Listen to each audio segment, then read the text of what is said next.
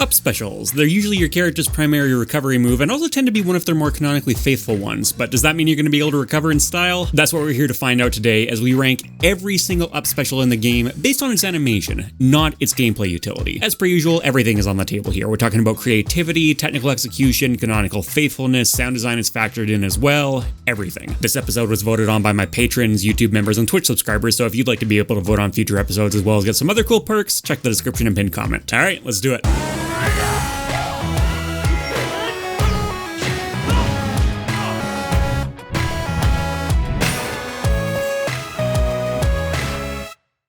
This video is sponsored by Skillshare, the online learning community with thousands of inspiring classes for anyone wanting to learn new skills and explore their creativity, with new classes uploaded every week ranging from painting to photography, coding, to cooking. There's something for absolutely everyone on Skillshare, and all of it is completely ad-free. Between MockRock and MockRock Talk, I've been doing YouTube professionally for a few years now, but Marquez Brownlee has been around for a lot longer than that, and his course YouTube Success, Script, Shoot, and Edit with MKBHD has some great insights in it that I'm going to start putting into practice myself. If you're interested in giving Skillshare a go, be sure to use the link in the description and pinned comment of this video. The first 1,000 people there will get a full month totally free, so you get to judge it for yourself. There's never been a better time, so be sure to check them out, and thank you to Skillshare for supporting the channel.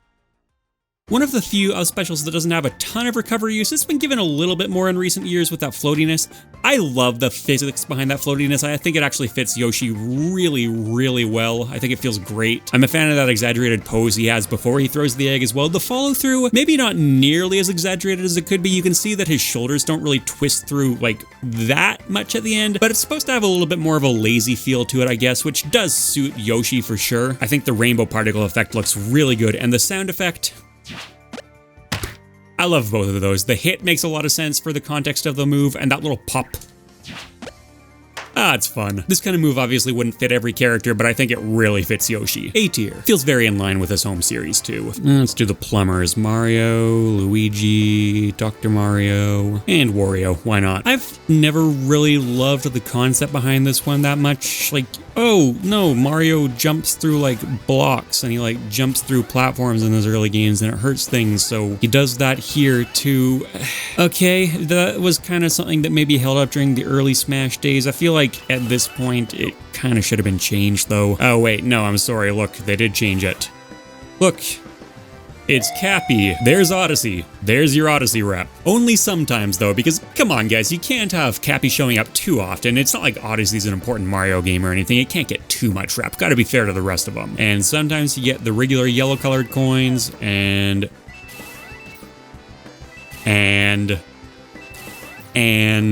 sometimes you get the purple colored coins. Cool. Yeah, Mario is obviously the character most associated with jumping in video game history, but I still think making his up special just a jump is like, it's a bit underwhelming at this point in time when you see the movesets that a lot of other characters have. Even going off how much they like to preserve the legacy movesets of characters, I still think it's underwhelming. But considering it is what we're stuck with, I think the posing is strong. I think it's got a decent amount of kickoff behind it. I like that twirl at the end. I like the falling animation. I think that's all good stuff. Connecting with it feels pretty good too. You know, bringing in those classic sound effects, the multi-hit feels good, the physics behind the delayed hits all feel nice. Like, you really do get to linger on this connecting, which is appreciated. So in a vacuum, good stuff. It's just I really don't like this one conceptually. I actually way prefer Luigi's.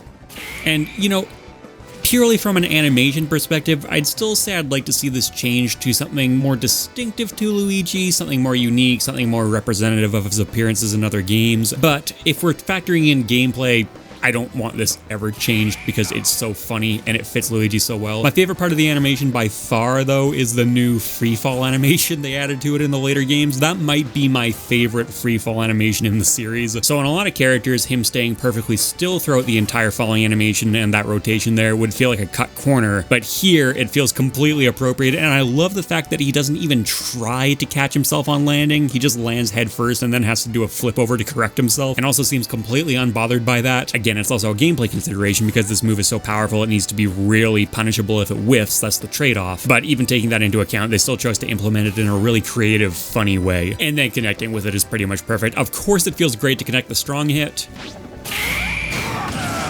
Duh. Even the weak hit though.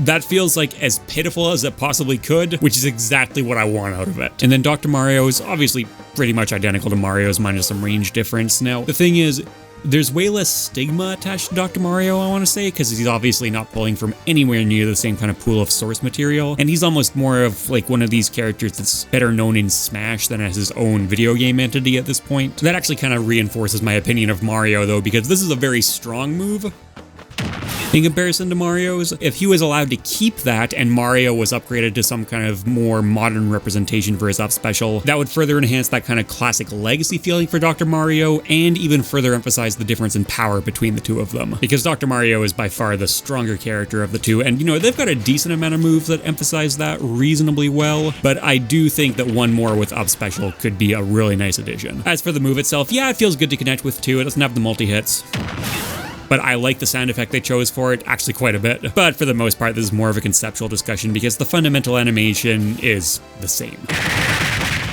So I can't find a great concrete reference for this one. It seems like based on what I can find, it sounds like it's more just the fact that the Mario brothers have this kind of move in their arsenals. And Wario in Smash, like he does have some fairly concrete source material references in there, but a lot of his stuff is more along the lines of just more exaggerated versions of how the plumbers handle it. And Up Special, I think, seems more like a variant of that. If they were going to take that approach, though, I feel like they could have gone further with it because it's not nearly wacky enough for Wario. You know what I mean? If it had a concrete reference to his home series, that would be one thing, but as far as I'm aware, it doesn't really, and considering how exaggerated and silly so much of his other stuff is, this just doesn't really justify its existence in my eyes. It's too bare bones, it's too straightforward. Wario is absolutely loaded with some just hilarious animation work, but this is not really on that same level. I think the physics behind it feel fine, doesn't look bad in its own right, but even his freefall animation, right? That's not that funny. Connecting with it feels not bad. I want to even say pretty decent because of how heavy the sound effect they chose is, but I'm not going to say it feels a ton better than a lot of these other kind of drag up moves, you know what I mean?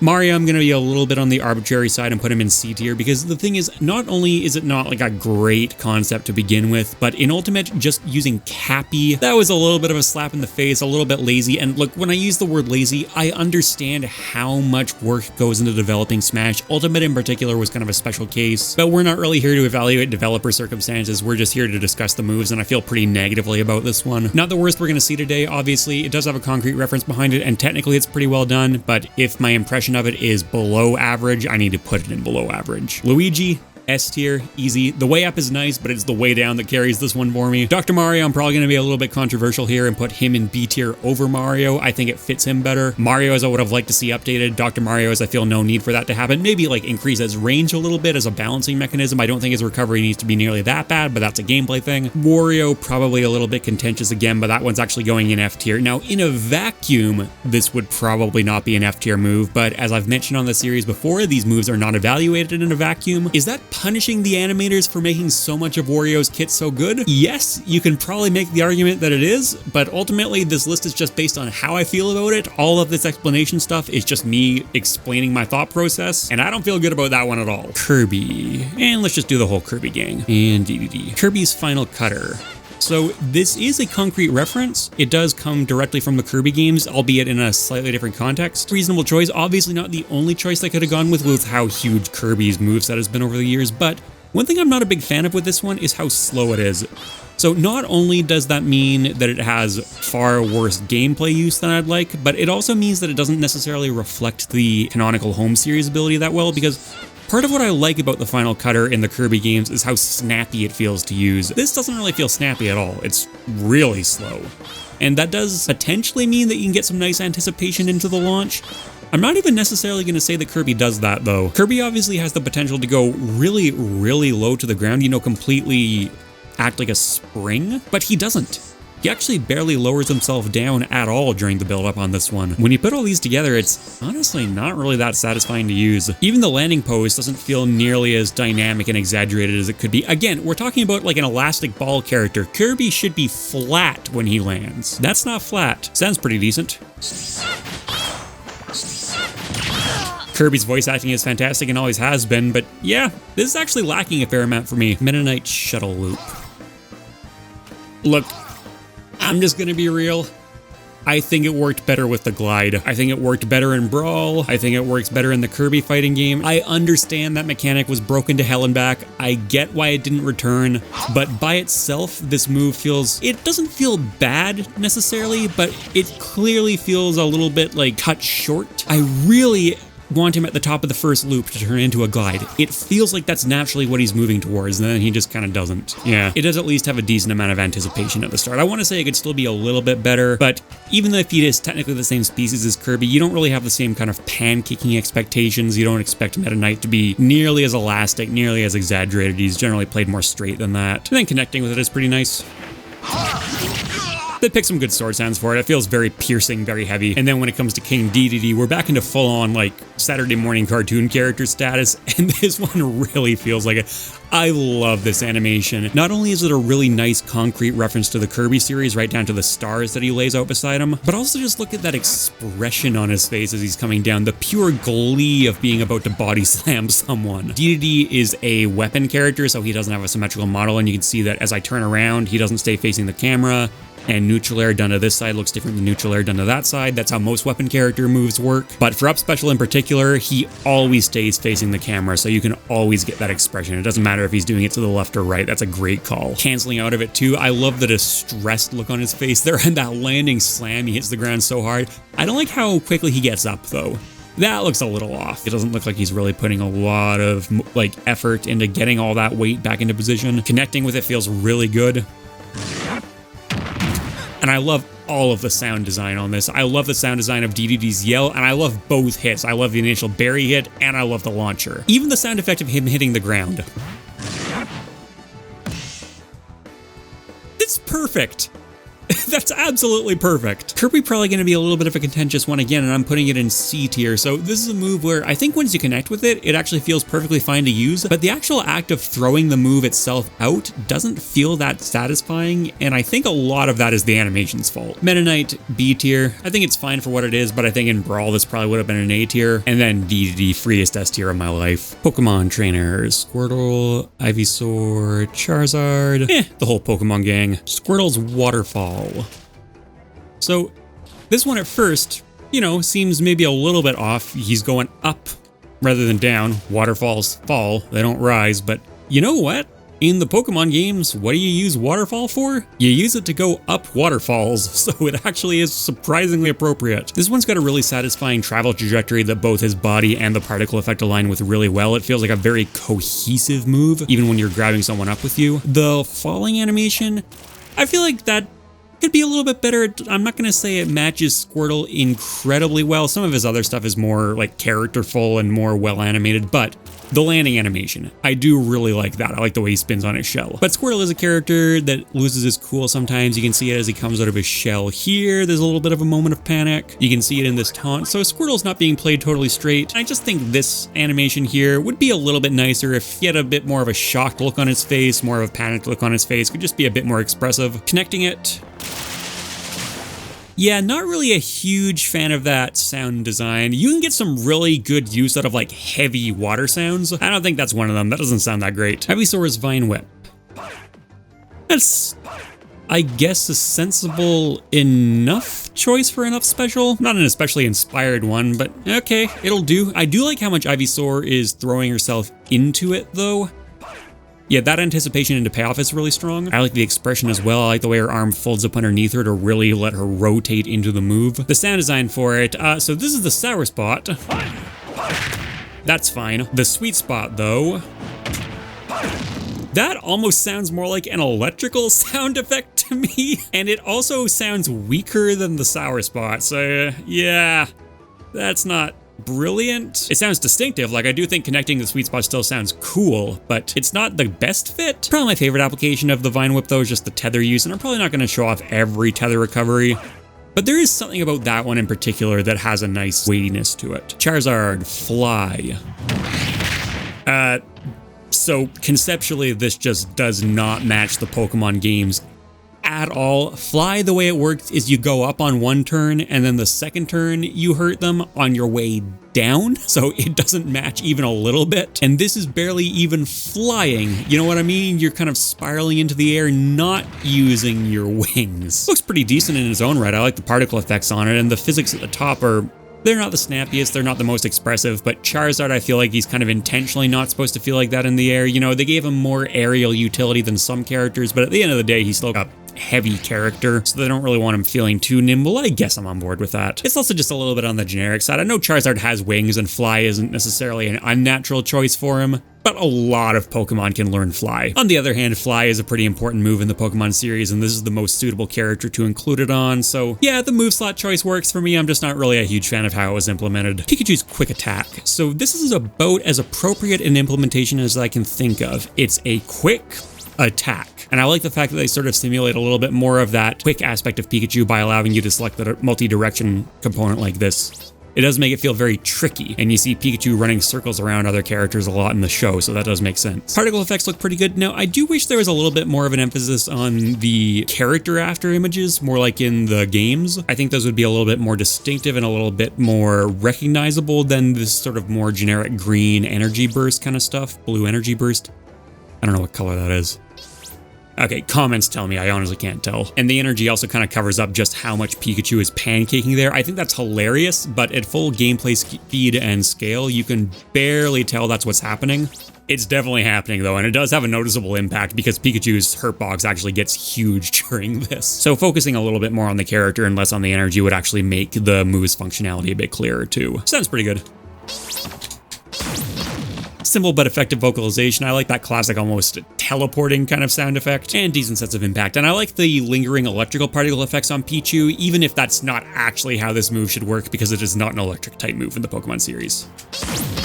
There you go. And the same comments largely apply to Pichu. The animation itself is essentially identical. Obviously minus the hit comments. Now, Pichu in Melee was a straight up clone. They decloned it slightly in Ultimate, not really though. Could they have picked something a little bit more distinctive and unique? Yes. Did they necessarily need to? I'm going to say less so because this is very much a legacy moveset representative at this point. This is kind of how Pichu appeared in Melee, obviously just bumped up several pegs. So you could make a strong case for keeping the moveset intact. Similar to saying Pikachu shouldn't actually cause electrical damage, Pichu shouldn't really be damaging itself here because agility is a psychic type move, not electric, so the explanation that it can't control its electrical powers yet doesn't really track. But you know what, whatever, it's on theme for the character. Jigglypuffs sing, so obviously right off the bat it needs to be said that this is a ridiculously well-fitting move that absolutely needed to show up in her kit. That's probably the #1 thing she's most associated with in the Pokemon franchise. I really like the particle effects this time around too. It's been a little bit on the simplistic side in some previous games, but here I think they look absolutely fantastic. I love the bounciness on the notes. Yeah, those themselves have some really nice work put into them, and I like Jigglypuff's little dance that she does. Very simple, probably wouldn't have been that complicated to animate, but it works well. Sound design's pretty good. Now, one thing that I do think was a bit of a missed opportunity is only having her sing one song every time. If they'd put multiple variants in there, that would have been not like a massive upgrade, but would have been a cool little bit of attention to detail that I feel like would have pushed the move a bit further. Am I allowed to complain about that? You know, no, probably not, but I'm gonna do it anyways. Mewtwo's teleport, and now we're back to a concept that I don't really like so much. Can he learn teleport? Yes, he can, but that's far from his most recognizable trait. In fact, even compared to a lot of legendaries where they're moving around the map and you sort of need to chase them down, Mewtwo stays in one spot and lets you come to him. And he's a character very associated with floating around using psychic energy, so why is this not some kind of hover ability? Your guess is as good as mine on that one. Now, with that said, I actually really like the way it looks. You know, not doing anything mind-blowing with the particle effects, but they look very well suited to Mewtwo, and I like the distortion effects, and I like the way he comes out of it at the end too. Nice little bit of floating, and his falling animation is great. That feels very much in character for Mewtwo. Again, would have made a good hovering animation though, and it sounds pretty decent too. Again, a bit more of just the conceptual thing. Lucaria's extreme speed, another very multi-directional one. The very first thing I notice immediately is that kind of ugly particle effect hiccup right at the end there. Comes out for just a brief instant and it almost looks like a glitch. I know it's not actually a glitch, but it definitely could have lingered for longer. It's just like a blink and you'll miss it kind of thing. Yeah, that looks kind of nasty. I do really like the particle effects behind him. I think they trace that path really well, and the paths are very satisfying in their own right. The sense of physics behind this move, really strong. And Lucario is the only character with the length the move travels changes depending on his percent. That doesn't mean that the fundamental animation is all that different, but you can get some extra exaggeration out of it. Yeah, and it feels good to hit with. Matches that extreme speed moniker very well, and it means that that little particle effect flourish at the end is used to represent where the hitbox is, because you can see it's very easy to just go right through someone with this. You do need to hit them at the appropriate moment right as that particle effect comes out, so I get why it's there, but they could have handled that better. I think the best solution would just be to have it linger for longer, maybe even like hover in place and fade out or something along those lines, or, you know, break up, as opposed to just sort of snapping in and out of existence. Greninja, this is Hydro Pump. I don't think this is the best way to implement Hydro Pump. Hydro Pump is a very powerful move in the Pokemon series, so having it implemented here is just a pushback thing and a recovery move. It's unique, it's kind of interesting, I'll give them that, but I think there was definitely a better way you could have done this, and it's also a little bit too reminiscent of Pikachu's for my liking. I really like Greninja's posing. I think that's hilarious. It's hard to see at full gameplay speed and scale, but if you slow it down, you do appreciate it. And again, it comes down to the conceptual thing. With Pokemon, that really matters because of how iconic these characters are and how broad the moveset is to pull from. So when you see what I consider to be a bit of a lackluster application like this, it does bug me more than it would for some series. And then Incineroar's Cross Chop. This one's a lot of fun. He's got a bunch of wrestling inspiration on his kit, and this feels like an exaggerated wrestling move from hell. I love how he just hurls himself into the abyss without a care in the world. The spin at the top is great, makes no sense, but I love it anyways. And that landing animation, oh my god, that landing animation is good. Hits so hard in a massive explosion and then just lands on his ass, but gets up, carries on. That's just how Incineroar rolls. I love it. I will say that the standalone sound effect, if you don't connect with anything, is actually a little bit on the weak side for my liking, especially that jet up sound. I don't think that fully suits him. I would have liked something maybe a little bit rushier and heavier. The explosion on the ground also feels a little bit weak if you don't hit someone too.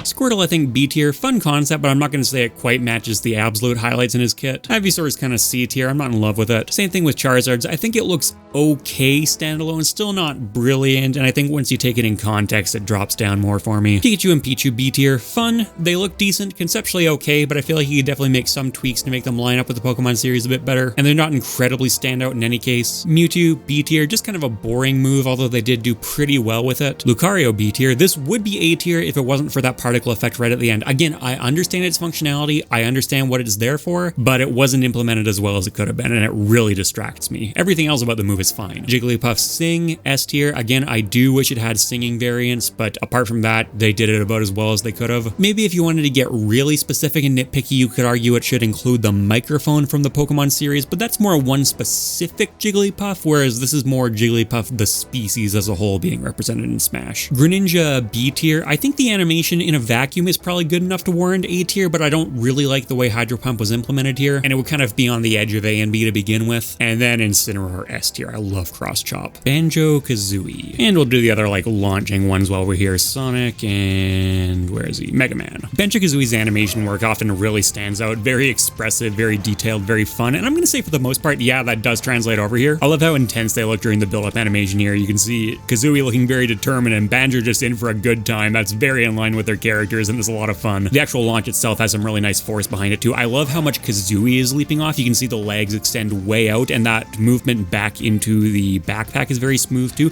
They don't always nail that transition back, but it's so nice here. That flip feels really natural. Yeah, that's really solid. Sense of impact is basically not there at all.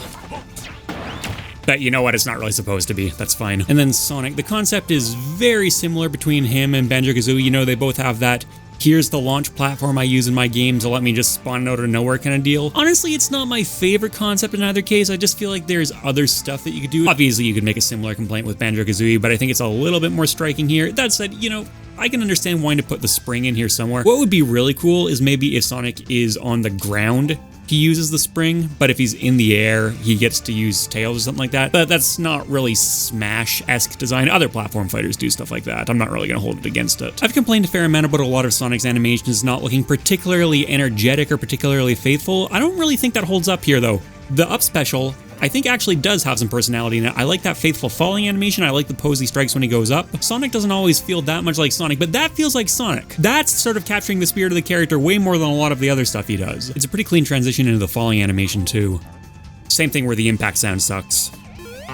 But again, same thing where that's completely fine. And I really, really love the sound of that spring. Broing. That's so iconic. I love that. It sounds perfect. And then Mega Man. I mean, it's a cool reference, but this is easily the most lifeless out of these three animations, which is kind of the point of Mega Man. He's modeled after his sprite work appearances, so a lot of his stuff just looks kind of very stiff and static. It's intentional, I get it. If you like that approach, it's cool. I personally don't have a ton of nostalgia for them. I didn't play that much of the Mega Man series growing up, and frankly, even if I had, they've updated other characters, so I'm not really sure why Mega Man needs to be stuck with it. I don't know. There's a whole can of worms to open up there, but personally, I'm not really a huge fan of how they handled this character. And then the sound effect as well. I mean, it's nostalgic. It's, I think, faithful to the Mega Man games. And I have to say I think because this is nowhere near as memorable or iconic as Sonic Spring, not even close. Banjo-Kazooie A tier, only an A tier because the concept itself is a little bit on the meh side. The technical execution and the charm they put into it is, as with basically everything on this character, absolutely fantastic, but the core of the move just doesn't really stand out that much. Sonic, I'm gonna say pretty much all the same points apply. This is actually possibly one of my favorite animations on him. And then Mega Man, I guess B tier. It's not like it's offensively bad or anything, it just leaves no real impression on me. Bayonetta. Like a lot of the stuff that Bayonetta does, it's ripped pretty much directly out of the Bayonetta series, which, you know what, I'm completely fine with. The particle effects in Bayonetta are absolutely outstanding. I think the build-up into the twist could be a little bit smoother. You can see she starts it kind of on the abrupt side here, but once it does start, I think it looks great, and the way it decelerates is really nice. It looks like the section that goes around her, like the separate little particle effects, don't appear on the second witch twist. I actually never noticed that. Yeah. Interesting. So notice that when I zoom in all the way here, the first set of particle effects completely fill up the screen, but the second set don't at all. That's a cool little built-in visual indicator to show when you've used up your witch twist limit. That's neat. And then I really like that exaggerated landing animation she has that actually is dynamic depending on how many special moves she's used before touching the ground. It's a solid standalone animation and it also has some really useful gameplay functionality. I think S tier, the build-up issue is there, but it's not really that noticeable at full gameplay scale and speed, and I don't really have anything else to complain about with it. Let's get some other twisty ones in here. The Lynx and Toon Link, and then Sora's close enough too. So this is like the 15th instance on the channel of me saying that not all of the Links should have the spin attack as their up special at this point. I'm gonna go a step further and say that I'd be perfectly fine with none of them having the spin attack as their up special. That especially applies to Adult Link though. Not only is this helicopter spin thing never what it's looked like for him in particular, but we also have very sensible options to work with at this point in time. It was fine back during the original Smash days. I think it feels a little outdated at this point. It's what we got though, and I think it works decently well in its own right. I love the sort of blend between control and chaos of the particle effects. They made sure not to make it look too static and rigid. They allow it to move around a little bit more naturally, but it doesn't look totally out of control either. You can absolutely still tell this is a flat plane of motion. It comes together in a way that I think is very satisfying to watch. I like the build-up, and I think it feels pretty good in the air too. Now, that final hit is probably my only real issue with it. You know, Link doesn't really put that much power into it. Yeah, the thing is, if you do actually connect with it in the air, I do think it's much less noticeable of an issue, and I like that chunky blade sound effect. It often works really well for those kinds of extended multi-hits. That feels like you're just eviscerating someone. On the ground, it still uses the same sound effect minus the additional hit, so obviously not nearly as impactful. I think the build-up sound effect's pretty decent though, and it still does the job. Is Link on 1 or 2 feet here? Okay, he's doing like a pirouette on the ball of one foot with his other foot actually resting on his calf to support himself. That's a pretty sensible pose, and I like the ending too. You can see once the move winds down. That's nice. That actually looks very classic Link, classic 3D Link. How about young Link here? kind of a similar thing. I think it works fine. Like, I think Link's is a little bit stronger and more defined, but if you're talking about actually using this in a real fight, I'm not gonna say you're gonna necessarily notice a ton of difference between the two of them. Ending pose is still pretty good here too. He does overshoot a little bit more. He doesn't end up facing the same direction, but I think considering he's a little bit younger and more out of control, that actually works okay. Looks pretty good in his own right too. Now, one thing I will say, compared to Link's, the sword actually has less of that sort of controlled chaos around it. It's very flat in this instance, and considering that young Link is the like wilder character and a lot of his other animations are a little bit more uncontrolled than Link's, I feel like this one could be a little bit crazier. You know, it could go a little bit more up and down, could have slightly wilder particle effects. Link, weirdly enough, I don't really have too much of an issue buying that whole lifting yourself into the air like a helicopter thing. Young Link, it feels a little bit unconvincing. I couldn't tell you exactly why that is. I think it's just a particle effect issue. Maybe he is rotating slower. I'm not 100% sure on that. You know what? I think we're actually going to test that at the end of the segment. I'm not going to be able to get that out of my head, but for the moment, hitting. This is the multi-hit combo one. It feels a little bit weaker as a result, as it should. The sound effect they chose is pretty solid. You can hear a bit more defined rushing around it as well. There's a bit more of a pronounced secondary sound effect behind the blade slashes. You can hear it ascending in pitch. Fits the character, feels a little bit more cartoony, feels like it's building towards the final hit pretty well. In the air. Yeah, you get the same secondary sound effect. Okay, let's do this here. So Link, 41, 2, 3, 4. Okay, so I'm gonna say about 44 frames until he gets to the final slash hitting the middle of the rotation there. And he does 4.5 body rotations to get there. 41, 2, 3, 4. Okay, so 44 frames to get to as close a position as we can get. So basically the exact same. 1 rotation, 2 rotations, 3 rotations, 4 rotations, 4.5 rotations. So no, they're actually pretty much identical in terms of rotation speed. I don't know why it feels so much slower on young Link, but it absolutely does. Wait, it's just because adult Link has longer limbs and a longer sword, so the tip of the sword is moving faster than the tip of young Link's sword. Oh my god, I'm an idiot. Moving on, Toon Link. Of the three of them, he's the one I actually think I wish would carry the spin attack into the air concept over more, because he has the hurricane spin in his appearances in the Zelda games, which is a long extended multi-hit spin attack, which is how it always appears in Smash, so just let him have that in Smash. That would be perfectly fine by me. On the ground it works fine, but it still doesn't get any kind of functionality to move it around like you can with the hurricane spin, which bugs me to this day. That's a gameplay thing, that's not an animation thing. It's a little bit of an animation thing because this animation doesn't really look like the hurricane spin, but you get what I'm saying. The pirouette stance isn't significantly different here, but I think it looks much, much funnier with Toon Link's proportions. Those tiny little legs and feet. Just going to town in that spin. Still gets a pretty solid charge up animation out of it though. He's leaning into it a fair amount. I actually think that might be the most convincing chamber of any of them. The finisher hit might actually be my favorite out of any of these as well. He does pause for a sec to lean into it more, and he's really putting his whole body behind that swing. A lot of good stuff going on with this one, but then the sound design comes into play again.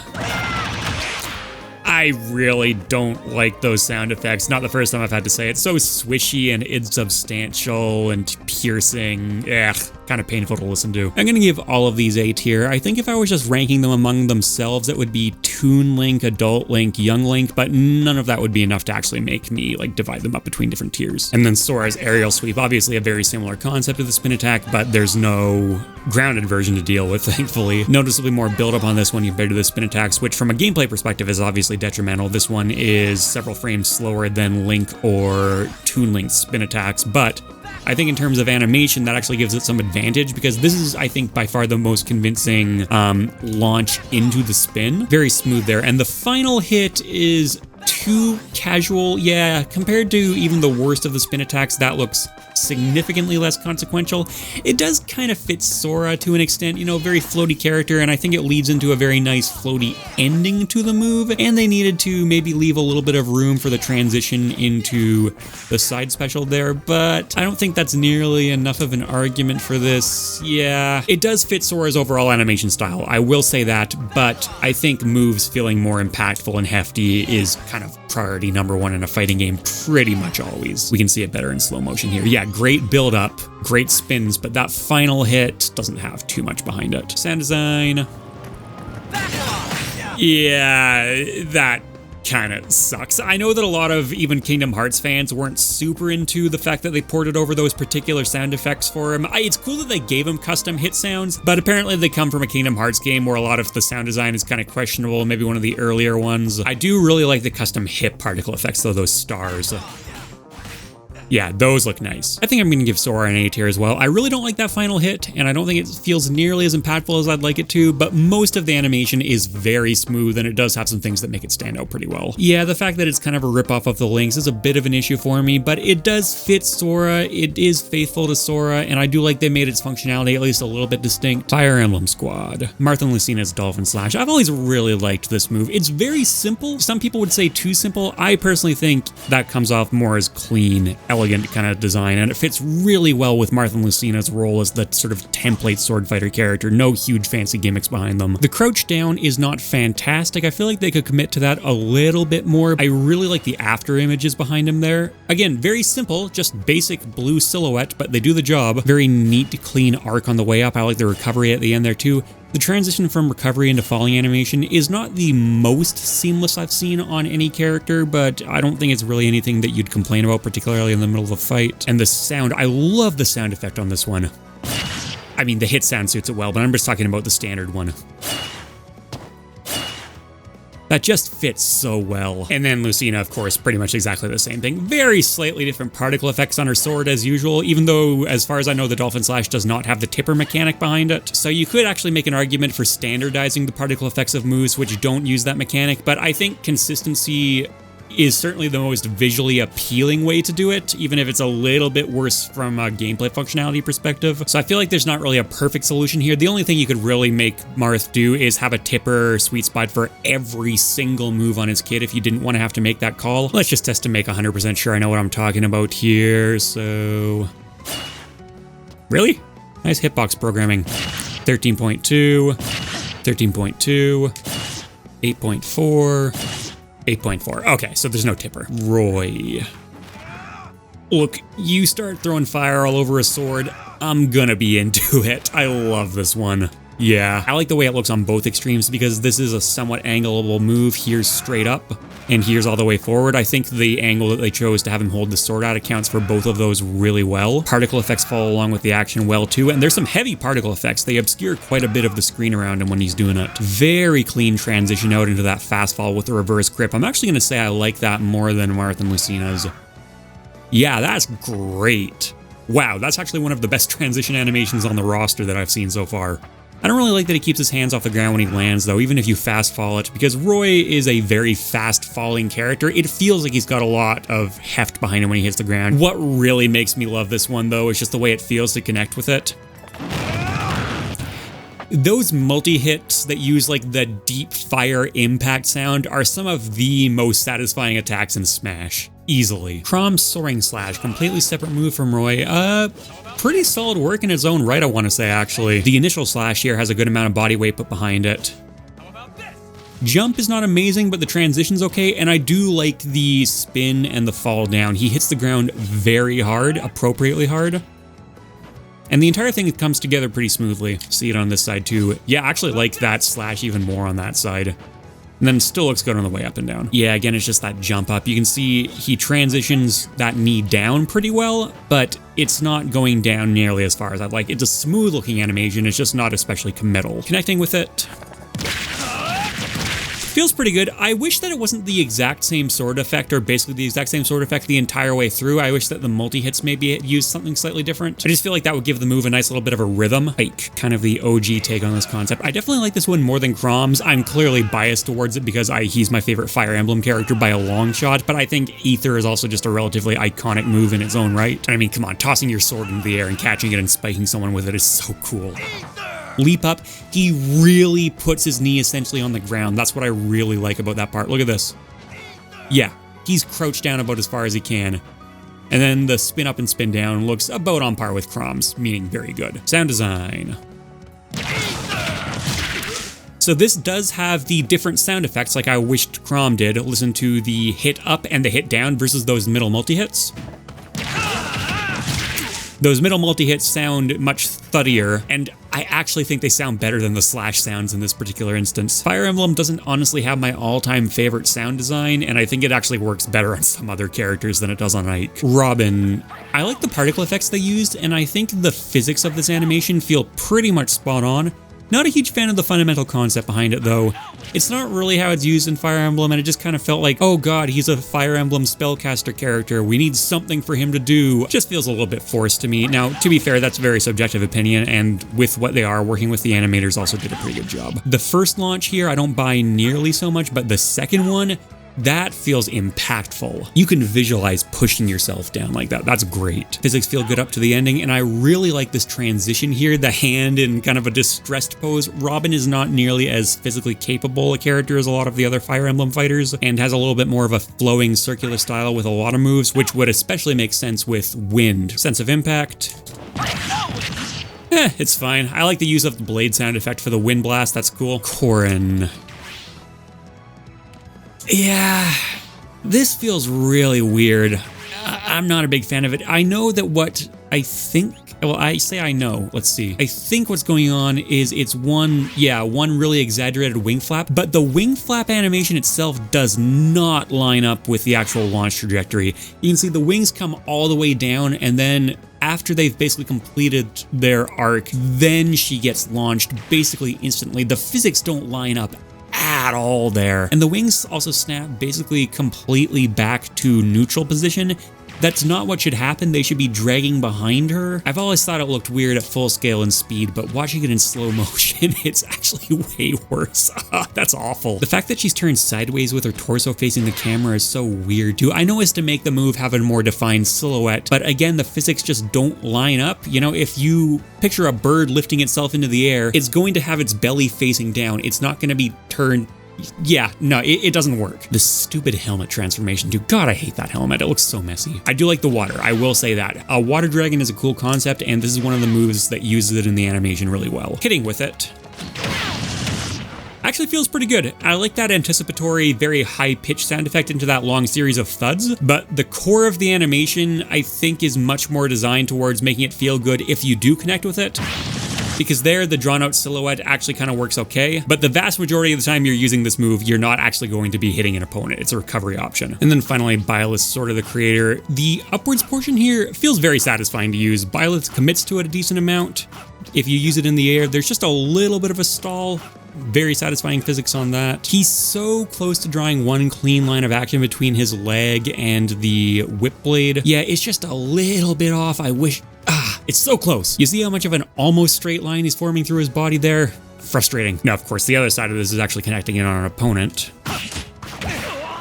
Here, I don't like it nearly as much. It doesn't look bad. The drag up feels pretty good, but the actual jump off just feels like it's missing a little bit of force. I do like his final pose at the end of the jump, this knee up thing here, but it just doesn't like lead into it super well. Also feels very strange that this thing ever pops your opponent up with you. Now, I think they did the trajectory about as well as they could. You can see Byleth is sort of launching off their back at kind of the right angle to almost make you believe that if he really hooked in with his heel.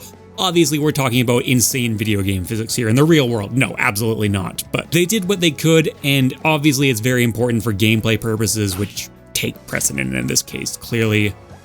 But we're judging the animation, and yeah, that looks just slightly strange. So Marth and Lucina, I'm gonna give an S tier to. I wouldn't do that for most moves this simple, but it just suits the characters so well, and there's just a little bit of extra flash with those particle effects, and the sound effect is so well suited to it. Roy, S tier as well, probably one of my favorite up specials in the game. Chrom, B tier. It's solid work, but Ike got there first, and this one doesn't feel nearly as distinctive or memorable. Ike, S tier, Ether's the classic, and they executed it really well. Apart from the sound design, I wish the sound design was a little bit better, but basically everything else is great. Robin, B tier, it's fine. Corrin, F tier. The physics just feel so broken on this one, and the physics are obviously stretched a fair amount on a lot of Smash moves, Generally speaking, that's done for a purpose. The only purpose I can think of for this one is getting a better silhouette, and the end silhouette isn't even that good. It doesn't even have the excuse of being a reference. This is an original creation. And then Byleth A tier. It's another original creation. Nothing like this ever happens in Fire Emblem, but it was a fun use of the extendable sword whip idea. Technical execution is pretty solid too. Alright, coming back into it here with Captain Falcon. Let's do Ganondorf as well. He's pretty close. The physics of this one, if they don't connect with anything, have always really stood out to me. They did a really good job tuning them to feel very in line with Captain Falcon's overall kit. I like the flip at the end, and I like the particle effects, including the fact that they sort of peter out into black smoke and embers at the top. It does look like he's burnt out like a car, right? I know you see the black smoke throughout more of the move, but it's at the top. They're the last thing to fade out. I think it's really effective. I like the sound design on it too. Now, it is a lot of fairly generic sound effects.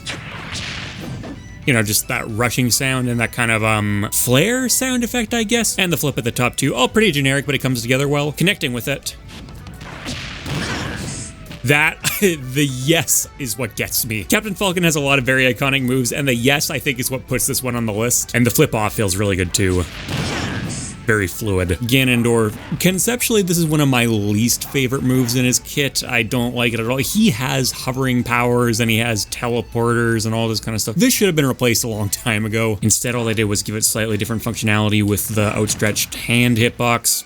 That's not enough. I don't think it looks anywhere near as good either. It looks kind of awkward. The leap off the ground, yeah, it's a bit strange. What's going on there? So he twists one way, then comes up and then starts twisting the other way.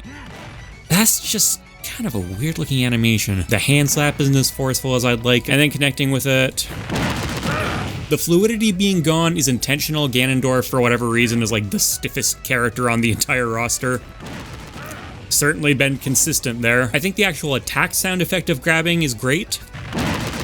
That feels pretty nice. And Ganondorf's voice work is good for its own sake, but you're comparing it to Captain Falcon, it's pretty clearly gonna fall short. Captain Falcon, I think, is gonna get A tier. Like the physics, love the voice work. Ganondorf, C tier. The move is okay in a vacuum, but it's one of these conceptual things where I truly despise it, and even outside of that, it's not like it's great. He's honestly really close to F tier. The one thing that does just save it is that grabbing and releasing them, that feels good. That actually feels appropriate for Ganondorf. Steve. The Elytra, very sensible choice for an out special. I love the detail of it breaking off in the Minecraft sprite at the end of it, exactly how things work in Minecraft. That's great. Steve has a lot of cool little details like that in his animation work. He's a very simply animated character, obviously, but it does work. You even see him hold the firecracker at the beginning to get him going, which again is exactly how it works in Minecraft. This is powered by fireworks. Crash animation is fun in its own right. It looks like Minecraft, and it sounds like Minecraft too.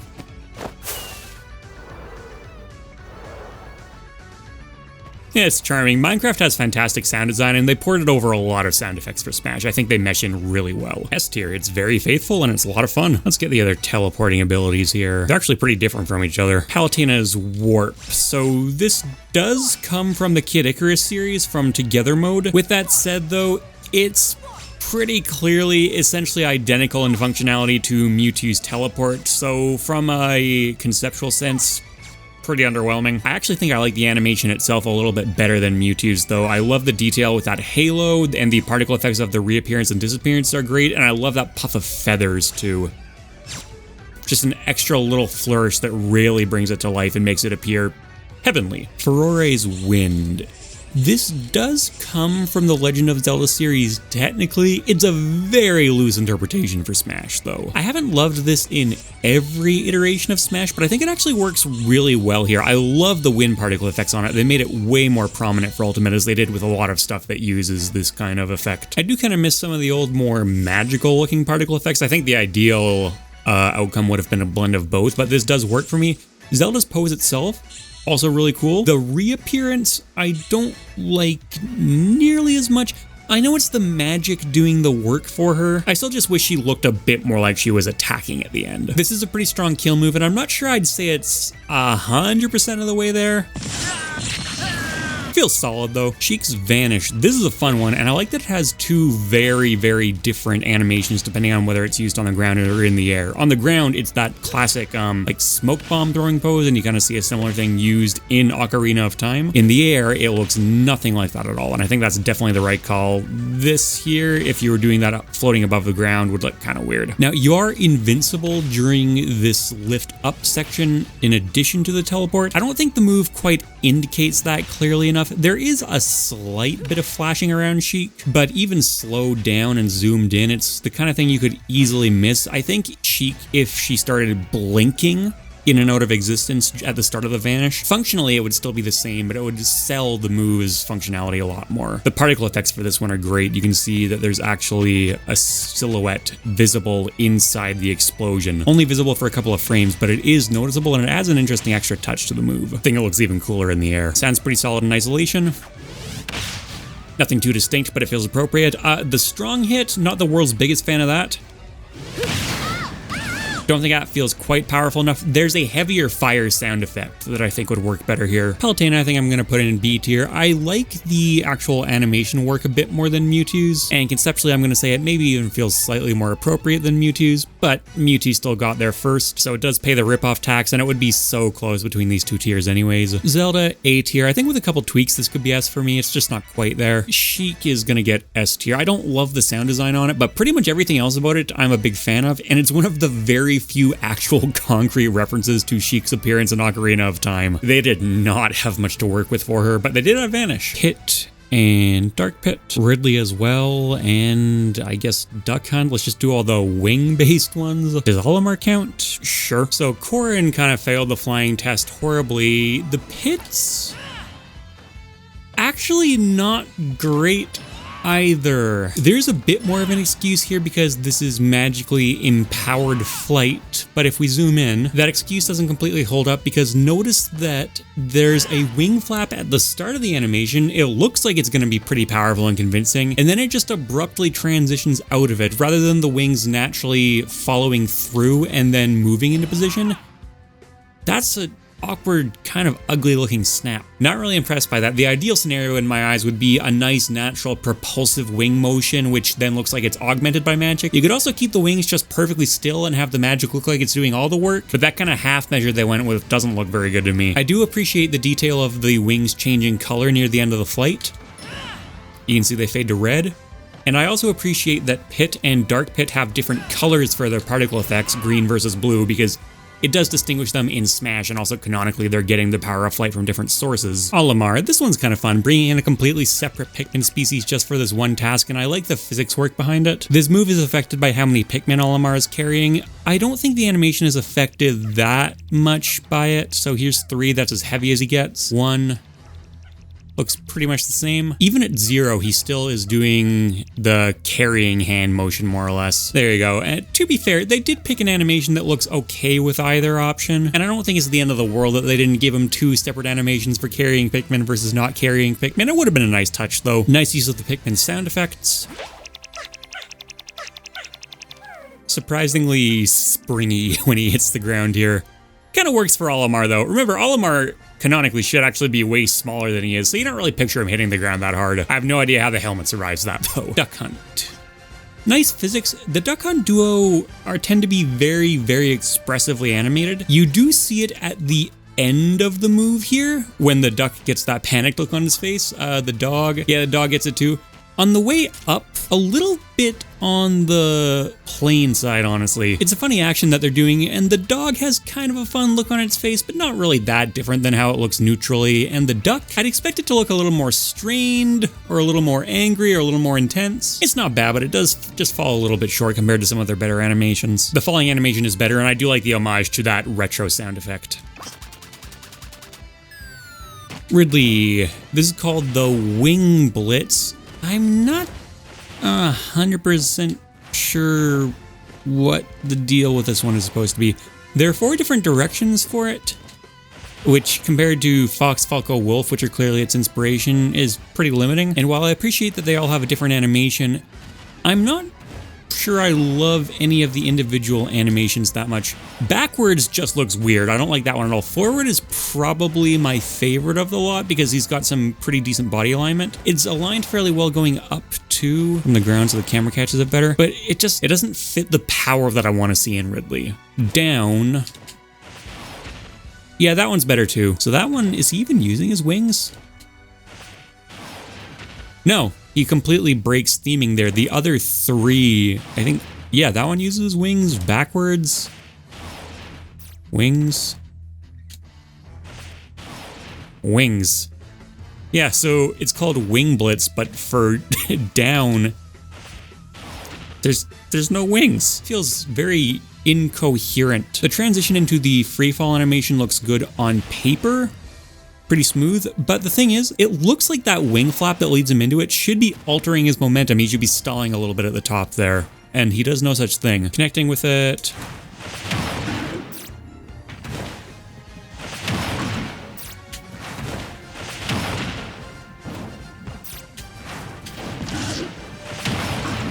The sound design's okay, but the fact that these are all single hits actually kind of bothers me. This could be a move that feels like you're ripping your opponent through the sky with you, which would actually be consistent with some of the ways Ridley is designed in some of his other moves. If you had a series of those more piercing, skewering kind of sound effects with some nice hit lag in between, that could actually make this move feel really vicious. As is, it's not awful, but it doesn't feel incredibly satisfying to hit with. And I said the sound design's okay. I think that's honestly more just because I like that sound effect in a vacuum.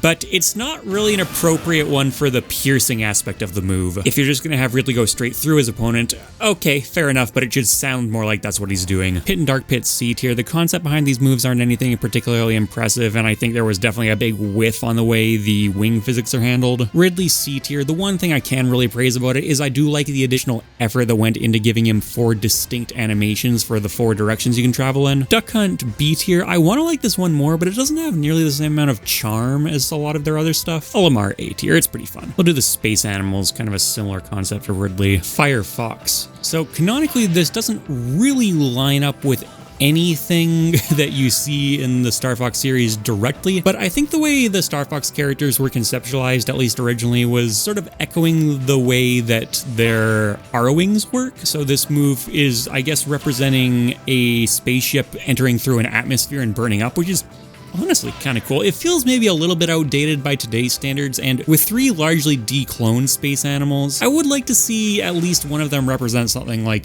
you know, the jetpack, something that actually shows up in a Star Fox game. But as far as non-canonical or very loose canonical options go, I do like this one, and it's kind of a classic at this point. It's got that same thing going where regardless of which direction you end up sending him in, he always has the same pose initially. I made the same complaint about Mii Sword Fighter, but I think his pose is stronger, so it justifies it more, and he also has a little bit more of a smooth transition animation. Let's pick a weird angle like down forward. Yeah, he does move into it a little bit better. That spiraling motion at the beginning is pretty good. He doesn't twist into it quite as much as I'd prefer, but it's very hard to see at full gameplay speed and scale inside the flames, and it's nice that they put that amount of effort in. They could have had him just zoom straight forward, and honestly I think it still would have worked out okay. But there's that extra little flourish. He ends up in a strong pose at the end that works no matter what angle you send him at, and that freefall pose too, it looks like a skydiver, and it just feels so appropriate for this kind of character design. Landing isn't my favorite though. It's nice that he lands with his hand on the ground, but he snaps up kind of abruptly. And then the bounce off animation, that's pretty nice. I like that they actually shake the screen when he does that. It's a pretty heavy flip. He does transition out of it into the freefall motion a little bit too abruptly, and there's no real need to have him in that animation this close to the ground. I guess maybe the idea is so you can set up if you're going off stage or something along those lines. But if they had the transition last longer so that if you did it from here, he'd still be in a unique animation by the time he hit the ground, but then it transitioned into the freefall animation afterwards to accommodate for going off the ledge, that would probably work a little better. Hitting it.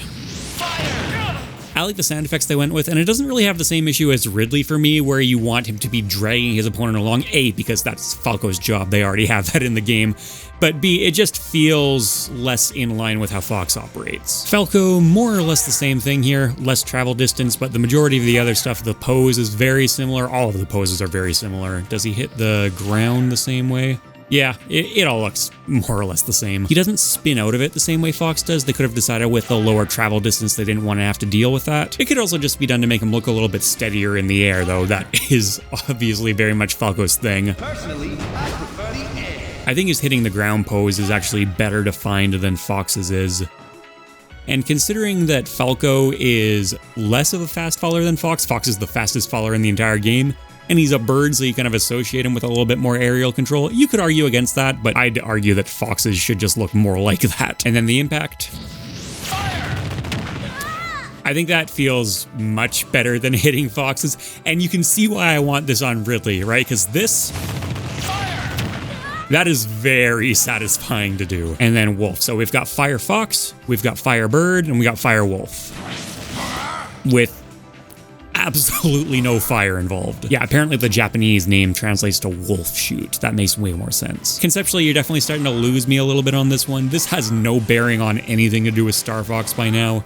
But I think if you take it out of context there, it looks very nice in its own right. I like the particle effect, and Sideways in particular. I think the body mechanics behind that one play out really well. Great momentum, great alignment at a diagonal.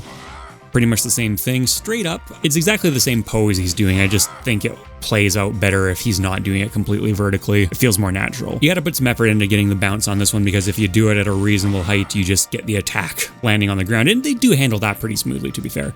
But if you do get the bounce, I think that is by far the best looking of any of them. It does play off the fact that his free fall animation is less distinctive than Fox and Falco's. I think it fits Wolf very well. It's a little more confident, poised, cool. He's got a smirk on his face, but definitely the one I remember the least out of the three of them. Connecting it. I love the yell, and I love the build up into it, and the hit sounds they use are like the chunkiest kicks you can get, I think. Yeah, the rhythm of the multi-hits and the heaviness of the sound, it all comes together very nicely for me. It would be cool if there was just a little bit of metallic clang mixed in there to account for the metal claws on his boots, though. Keep the heavy thuddy sound effect, just mix in a little bit of metal too. That's not really the approach Smash tends to take. I know they tend to stick to a handful of stock sound effects unless they're using fully custom stuff, but it would be nice. Fox and Falco I think are both going to get S tier from me. They're kind of classics for a reason. I think they look very nice, and it's a clever way to incorporate some of their canonical appearances. It is definitely grasping at straws a little bit, but I think it works. Wolf, more like an A tier. I think the animation itself is fantastic, taken at face value, but the concept isn't as clever, and considering this is the third space animal, I think this is the place where you could introduce something a little bit different. Donkey Kong, Bowser, any other of these helicopter-y ones? Yeah, we got Wii Fit Trainer, Little Mac. Not quite the same, but sure, we'll put in the literal helicopter. Piranha Plant, for sure. And Terry. Okay, there are actually more of these than I thought there'd be. DK, two completely different ones with the spinning Kong. The one he's had for longer is this thing. I like it.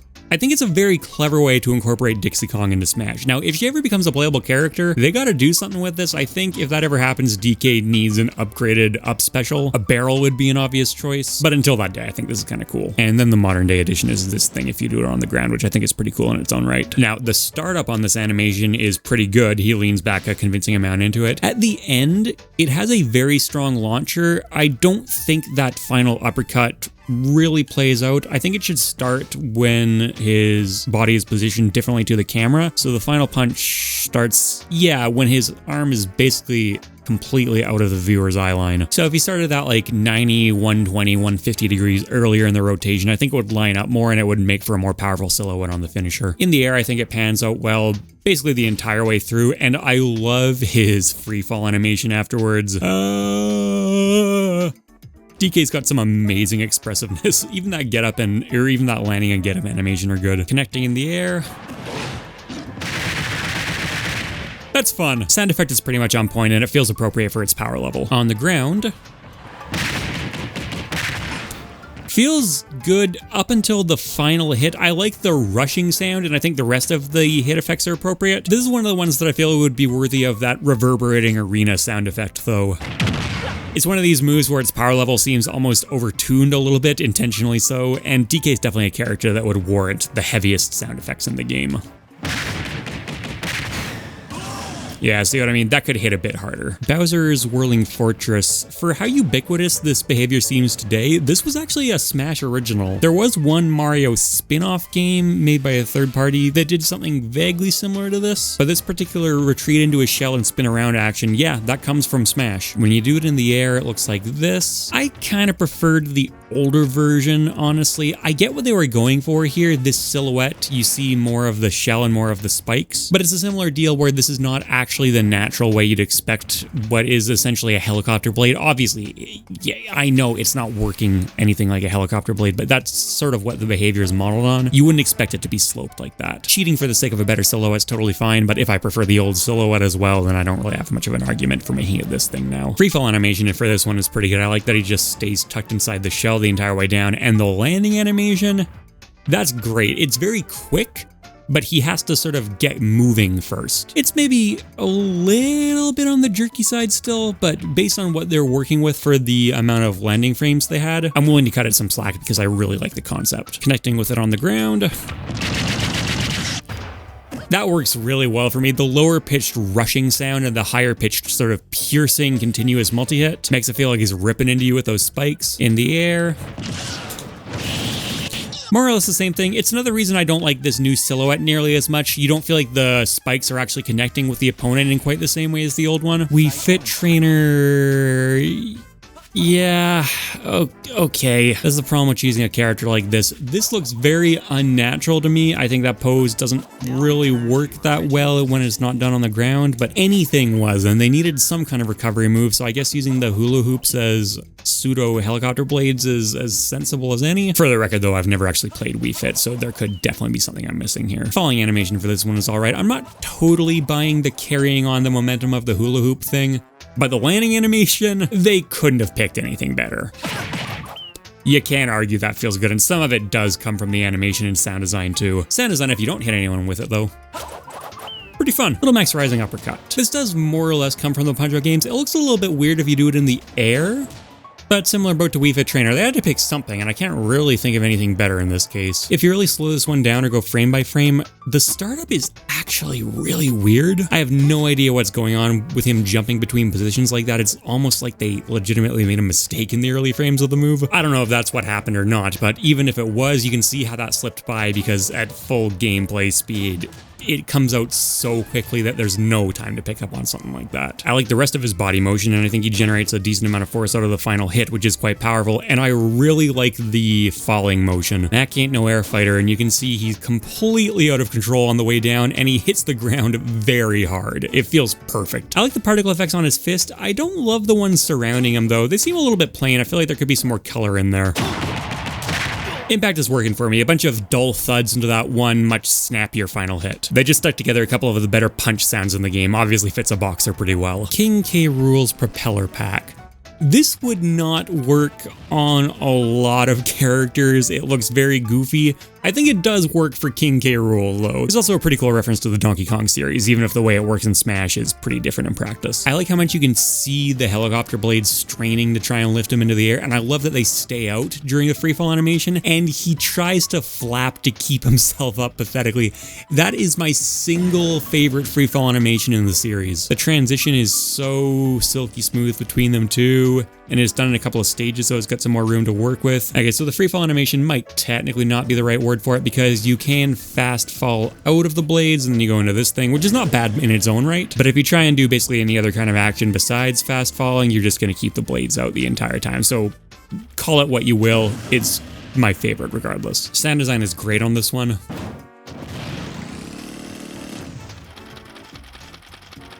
You hear the straining motor as it putters out, and you also get the whirling blades still trying to lift King K. Rool, doing their absolute best. And then we got Piranha Plant's Piranhacopter. A little bit of a weird one, but it does come out of the Mario games. Piranha Plant's head does not move along with the leaves. What is the mechanic going on there? Okay, so its leaves can just rotate completely independently of the stem, I guess. Biologically questionable, but it does make for a fun animation. The head is like pulsing throughout the move. I'm not 100% sure what that's about. I like the freefall animation on this one too, similar to King K. Rool's where the leaves keep spinning. Not nearly as stylish, but I appreciate the fact that it comes in a couple of different stages.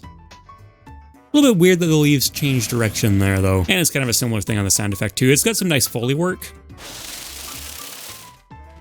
I like the rustling leaves you can hear as they come down in particular. And then we got Terry here with 2 variants of the Rising Tackle, the uncharged and the charged one. I really appreciate how well you can see the invincibility on the charged one. Very, very obvious. This is an amazing concept for a move. I love it so much. Obviously Smash didn't invent it, but they translated it over very well. I love the initial chamber pose here with him launching off his hand. The actual launch itself could be a little bit more convincing. All right, I see what's happening here. So all of this is great.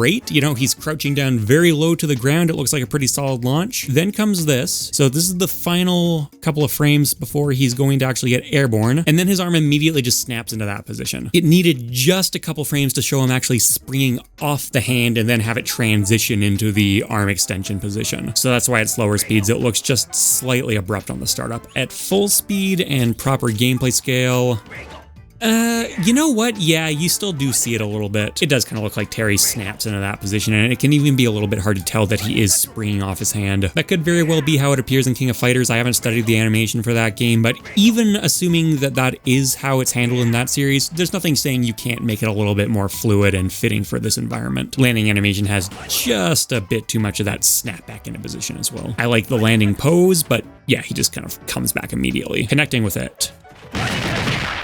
And charged.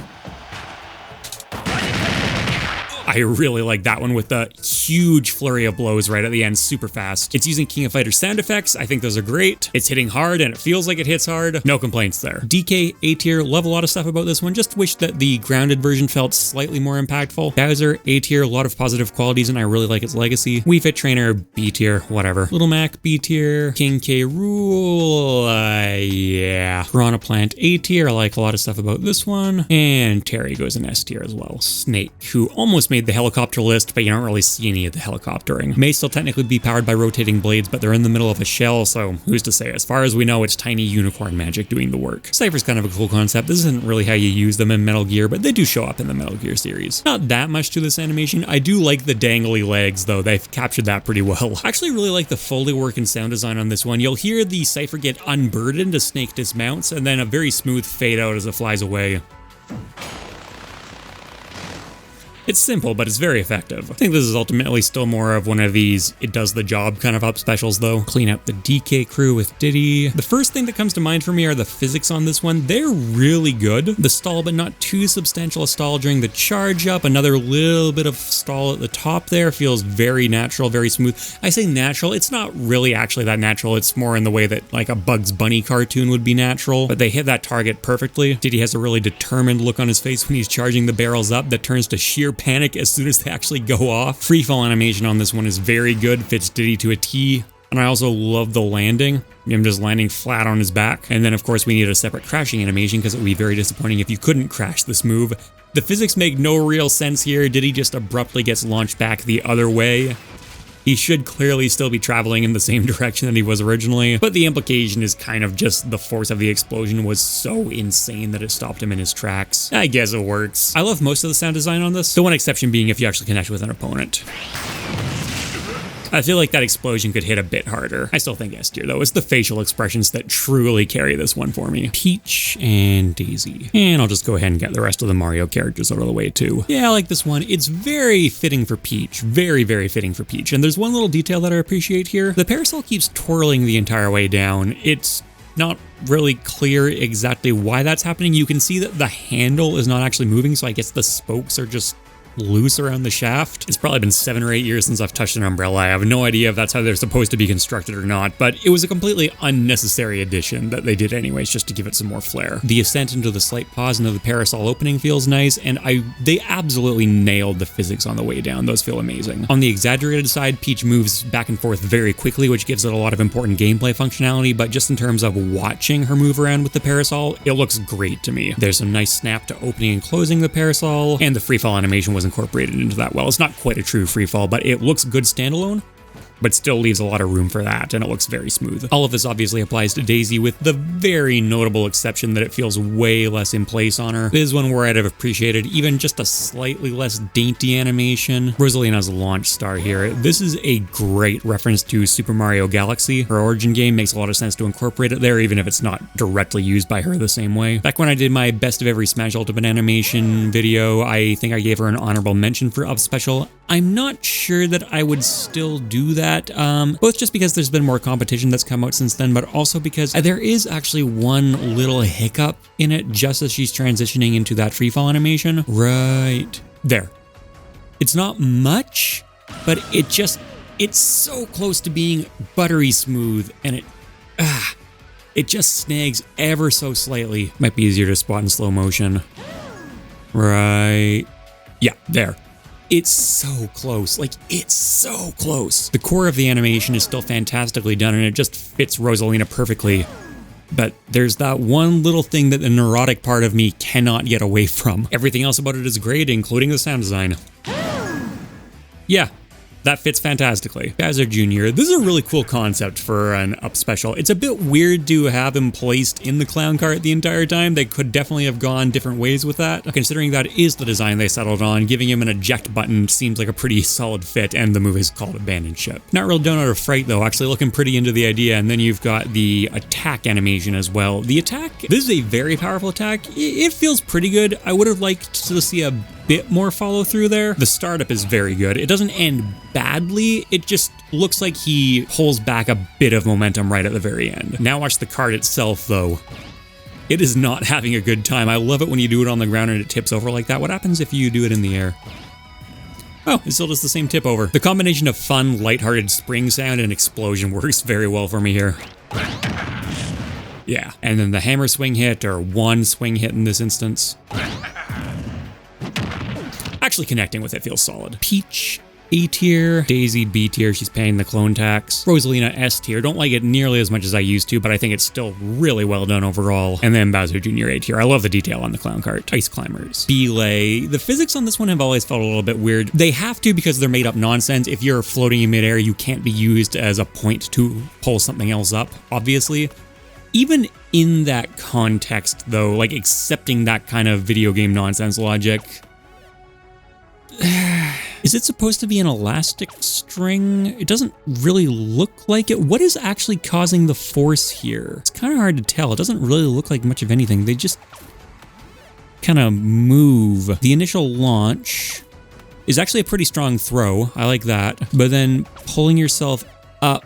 Okay, so the grounded climber does not really make any effort to pull itself up whatsoever. So it's got to be the already airborne one that's pulling their grounded partner up. But not really, so I guess you're just supposed to accept it as the momentum of the existing launch that carries through. It doesn't look that convincing to me. It's also a bit weird that only the first climber is an active kill move. Whereas if I try to connect with the second one, nothing happens. There's no real consistent visual language for why that should be the case. They both have the same particle effects around them. Now, those particle effects actually look pretty good, and the sound design on this move I love. But gameplay functionality-wise, it is a little bit of a weird one. I also really like the landing animation for this one. Ow. They hit the ground hard, and the getup isn't too instantaneous or floppy. They do actually need to put a little bit of effort, at least, into getting up again. It doesn't look like they're heaving their whole body weight up or anything. It actually looks a little bit like they're almost bouncing off the ground and using the bounce to power their get-up. Some nice touches, but I think I gotta go F tier on this one. I don't buy the move at all. It looks weird. It feels weird. It's functionally questionable. I do actually like the idea of using a belay for this character. I think that's a neat concept for a recovery move, but I think its implementation was just not there. Inkling. I picked this one in comparison, the super jump, because I think the physics on it feel absolutely fantastic the entire way through. The anticipation, the satisfying launch with the ink trail behind it, the nice clean stall at the top, the landing, all of that's really good. I love the bounce on landing too, as Inkling arises from the ink. That's great. If you look at it in slow motion and close up, the squid, there's almost a little bit of a cheat in there. It flips on its face and then launches up really quick. I don't 100% know if that's the way it's intended to be interpreted. Like, that looks a little bit weird to me, a little bit on the messy side. I don't think it really comes across that way when you do it at full gameplay, though. I always assumed that it was just emerging out of a puddle of ink or a ball of ink in the air. That's still how I look at it at this scale, even though I know that's not actually what's happening. I just want to take a moment to appreciate this landing, though. This is just silky smooth. That bounce out and the way that the Inkling comes out with the head transformation and it disappears in a really natural way. The lift out of the ink feels great. I love that. Connecting with it. It's more just disruptive, that's fine, but the overall sound design on it is hilarious. Love it or hate it, Splatoon has a very distinct sound to it. I don't always love everything about it, but in these kind of instances, I think it was translated into Smash incredibly well. Yeah, that's gonna be an S tier. Ryu and Ken. It's a Shoryuken, definitely a classic move. It's very intentionally simple in Ryu's case. Would it be nearly as iconic if Street Fighter hadn't gotten there first to the sort of modern fighting game genre? No. You know what, I think it probably wouldn't be, but they did, and it is. Lift off the ground kind of sucks in this instance, though. There's the light version, but even with the heavy version, there's not really a difference in their crouch. The physics there actually, yeah, don't line up incredibly well. That's a bit disappointing. Ryu doesn't land nearly as hard as I'd like him to either, considering how high he gets launched. And again, there's no dynamic element between which version of the Shoryuken you use. Now, actually using the thing, though...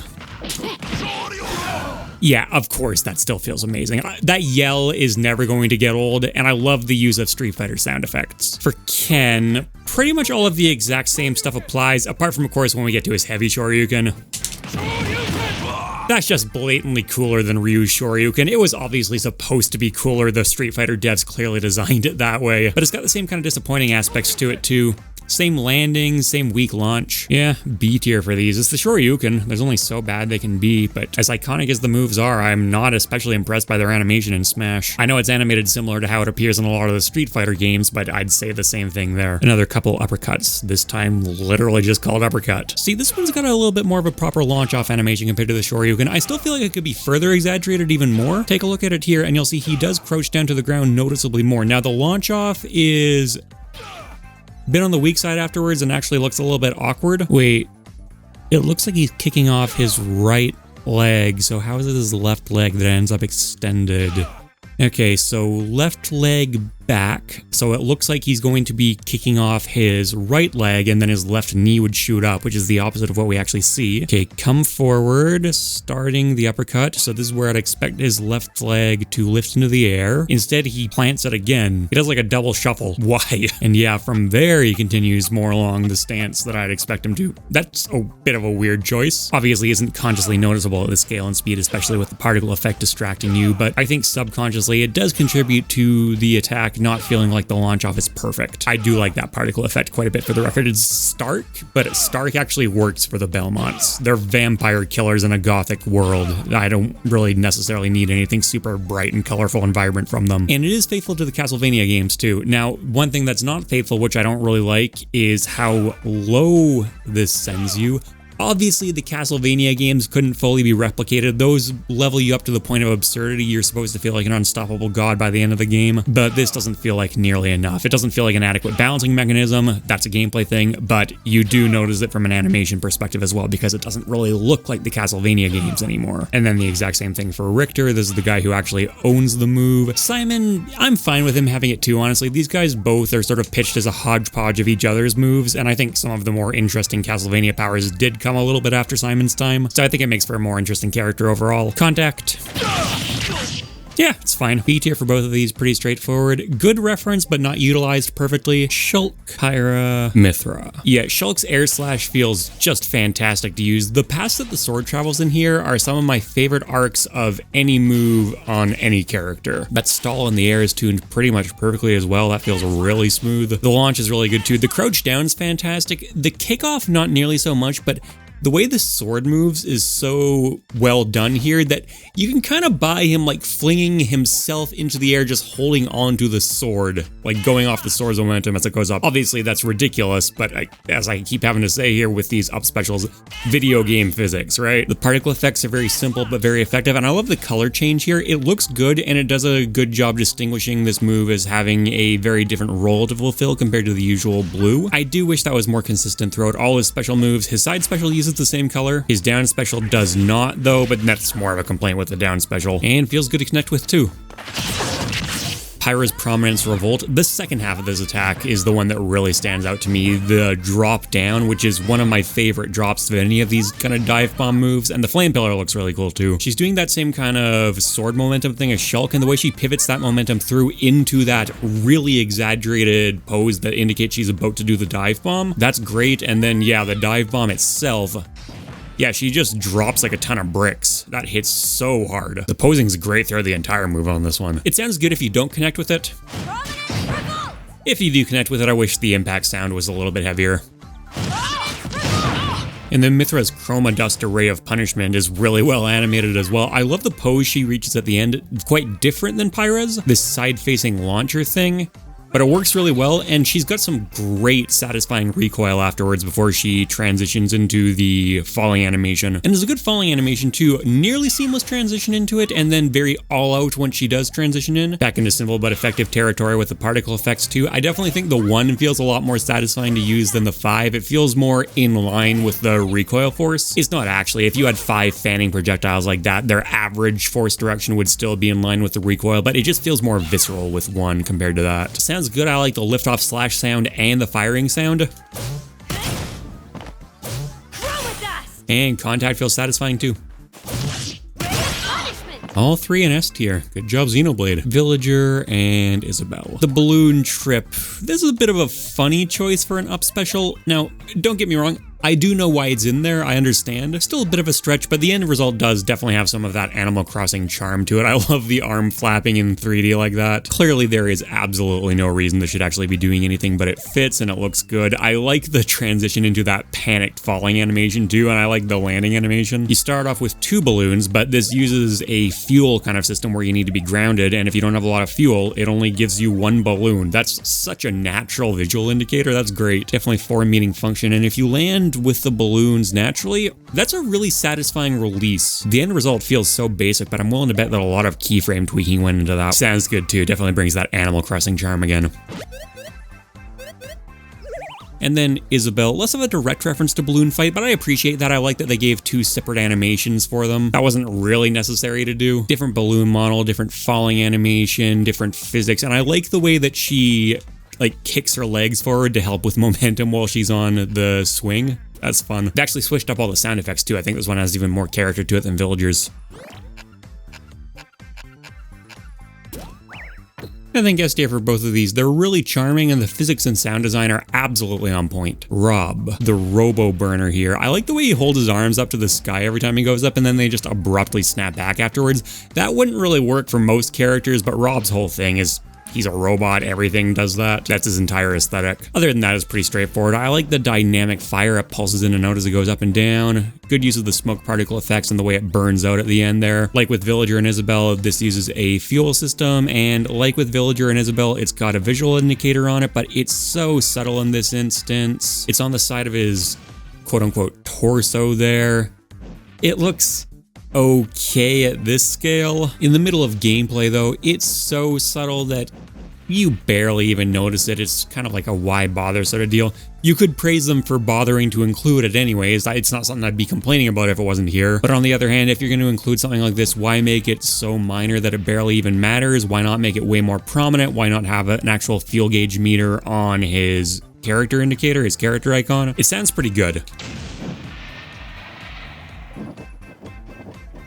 Lots of good individual little sound effects coming together there, and the sound effect works well if you want to feather the move too, and that's actually important because that's one of the main things Rob does to recover, and your opponent can sort of hear you're doing that.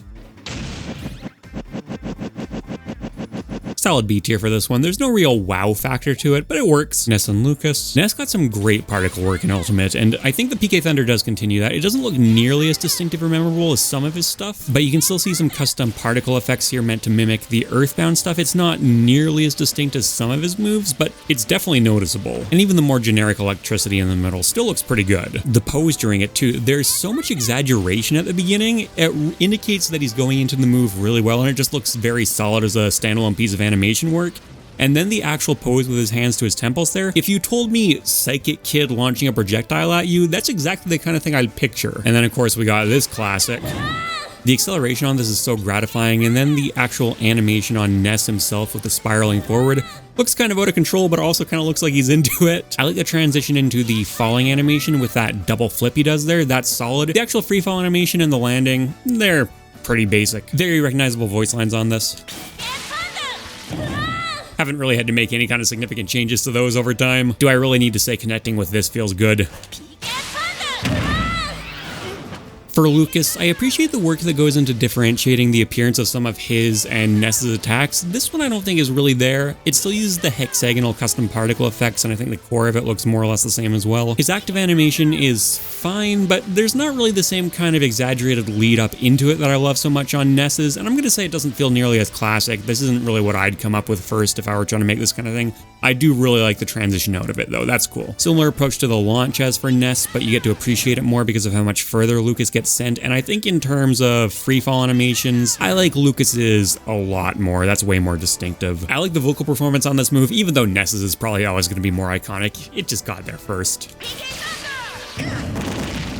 I really like the gah when he gets hit though. It's like he surprised himself. A tier for both these guys. The particle effects stand out, but they don't stand out as much as some of their other moves. Ness looks better when he's guiding the projectile. Lucas looks better when he's falling. Good stuff. Pac-Man. This is a neat idea for an up special, and I like the way that the trampoline changes colors. That's a great visual indicator showing when it's going to just collapse on you. It's not really associated with Pac-Man, but Sakurai decided to make him in Smash a little bit more of a representation for old Namco stuff in general. You see it in several places in his moveset, and I think that's a pretty cool call. Most of the animation work here is very basic. They're just working with simple shapes. I think they nailed the physics on it though. I like this distressed classic Pac-Man falling thing.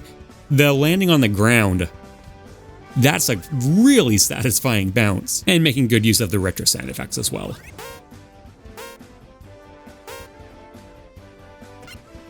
A tier. This one's fun, kind of a cool, obscure reference, and has got some neat attention to detail in it. It just doesn't really have that one thing that pushes it to the next level for how simple it is. Speaking of simple, Mr. Game & Watch. Fire. Mr. Game & Watch gets another retro throwback. Basically everything he has is a retro throwback. They have a really faithful moveset for him. One thing I'm not a huge fan of is the jerkiness once you start descending with the parachute and just kind of flip from position to position there. I'm clearly using jerkiness in a different context here compared to other characters. Mr. Game & Watch, that whole LCD screen snapping from position to position thing is his whole shtick, but in this particular instance it feels a little bit disruptive. He's got plenty of other LCD style animations which don't inhibit smooth movement, including some where the movement is actually part of the animation. Like I think his dash attack feels actually pretty good to use, whereas this, it doesn't feel that good to me personally. Now, I could absolutely see people saying they do like moving around like this, but it's got some gameplay implications, and personally I'm not the world's biggest fan. Sound effects coming from those ultra simple sound chips back in the day,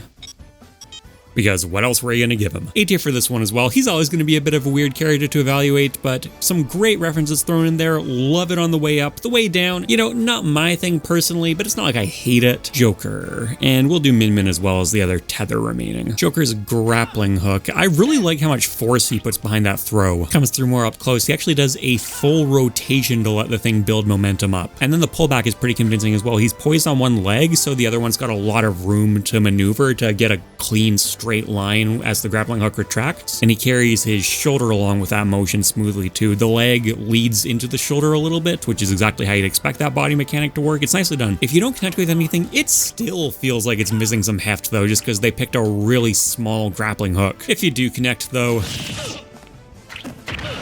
yeah, that reel in animation feels pretty brutal. Unfortunately, it does not apply at all to the aerial version.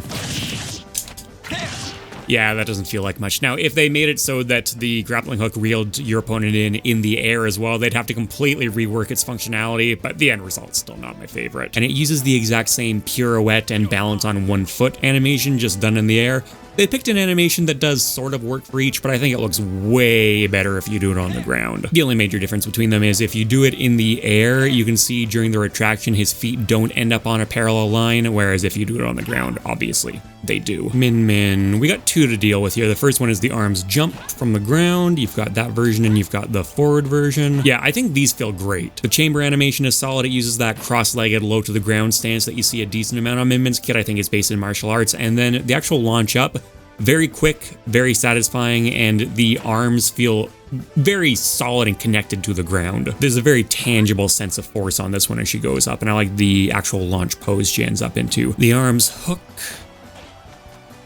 This is probably my least favorite of any of these kinds of moves. Considering this is an extendable spring, it feels very stiff. It should feel somewhat stiffer than a cable or a vine or something along those lines, and on the way out, I think it works just fine, and I kind of like the particle effect on the extension. On the way in, though, there's not really anything particularly spring-like about it. It's not really that satisfying, the physics don't feel particularly snappy, and the stall is kind of in that awkward middle ground I'd give to Joker, except I think this one feels even worse. I like the punch, and she ends up with a very smooth line of action there, but you can see I'm gonna do this one drifting forwards, and I'm gonna do this one drifting backwards, and there's no real reaction from the animation there. Most of these, if all of these, don't do that, to be fair, but because of how much chunkier this one is, it shows up a lot more. The lack of any kind of dynamic element in the animation is very apparent. The sound effect is kind of lame if you don't charge it. I don't care if it's from arms or not. If you do charge it, the payoff isn't a whole lot better, honestly. I don't like it that much. The arms hook feels pathetic if you don't connect with it. If you do, I think that actually sounds good and feels good. It's punching a little above its weight class for how weak it is. Joker, this one goes in A tier. If it had a little bit more heft behind it, and if I liked the aerial version more, it might be a candidate for S. I don't know. Oh hey, when this video went out for early access, my comments actually let me know that I completely forgot to do Arsene's up special. It's also pretty good. Better wing physics than we'd seen so far, and it's got a great sense of flow to it. I love how Arsene temporarily fades into Joker to let him have the wings. That one would also go in A tier. So the average between A tier and A tier is, I hope you can do the math on that one. Min. They had to work hard on this one. It's got two completely separate options. Some stuff about it is really outstanding work. Some stuff about it I don't like at all. I think the good overall outweighs the bad though, and considering how much of a high effort animation it is, I'd be willing to go A tier. Hero. So we got a three-parter here. We got whoosh, we got swoosh, and we've got kaswoosh. I love Dragon Quest naming conventions. Whoosh. I don't think the way his limbs move quite line up with the way he's launched. It seems like his hand isn't totally synchronized there. Swoosh, I think, works better, and I like the launch animation much more too. There's not really any kind of lead-in into the spin in terms of Hero's body mechanics, but there doesn't really need to be because the implication is that it's the wind that's spinning him, so it's fine if it looks like he's launching himself straight up, and then obviously the cyclone takes over. And then Kaswoosh. I love how just completely insanely out of control he gets on that one. Synchronization is better again, and yeah, it looks like he's been caught by a massive wind gust. I like the way he smoothly sort of puts himself into that skydiver position before he transitions into his freefall. Now, his freefall could stay in the skydiver position. I don't really know what the issue with that would be, because his existing one, there's not really anything wrong with it. It's just completely unmemorable, but I'm not going to get too worked up about it. The look of the particle effects on this one aren't anything super special, not something we haven't seen on other characters, but the movement of them is what really makes them for me on the two higher charged variants. Those are dead on, and it makes the attacks feel way more hectic and chaotic and impactful when you land them.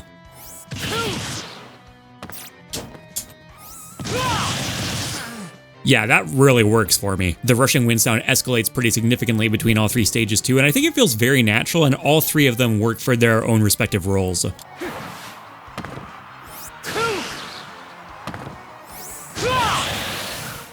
I think I'm going to give Hero S tier. There are some nitpicks, particularly with the first stage, and that's almost enough for me to move it down, but I love the other two so much, I think they do carry it. Kazuya. I can't believe I missed this in the wings roundup section. That makes sense to me. Especially since it looks like the wing motion is actually more natural than a lot of the characters I reviewed earlier. Let's see. Yeah.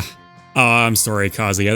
That's by far the best wing animation. Notice that the movement up is actually synchronized with the wing flap, and the wings actually tuck in to allow for some proper aerodynamics. And then they flare out at the top, but they don't flap again, so it looks like he should be doing a lift up. I like the smooth transition back. Oh, I feel so bad. You deserved better. This is great. The devil form transformation is smooth as always. I love the purple particle effects. Those look great and super appropriate for the character. The posing on both the way up and the way down is great. On the way up, it looks like he's steeling himself for the impact, and then on the way down, classic villain kind of stuff. I know Kazuya is not like a strict villain, but it seems like there's definitely a bit of that inspiration in it. At the very least, his smash animations. Impact.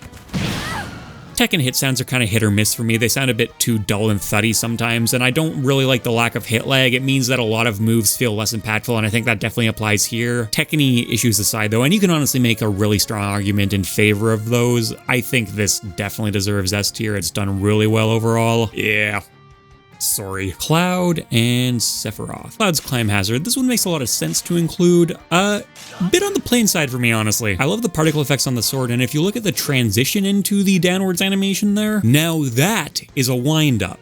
That's what I like to see. But it's kind of put to waste, honestly, because he needs to immediately halt his momentum into a very static downward pose, which I think is kind of hard to tell what's actually happening because so much of his body is completely obscured by those particle effects. Wow, that's actually a pretty distinctive, strong, well-defined pose. But if I look at it here, not nearly so much. I'm not even sure I would have been able to tell you that's the pose he was using before I started making this video. He does a decent crouch down, but there's not really that much of a kickoff animation, so it looks like he's doing more of that, like, hold on to the thrown sword principle again for generating momentum.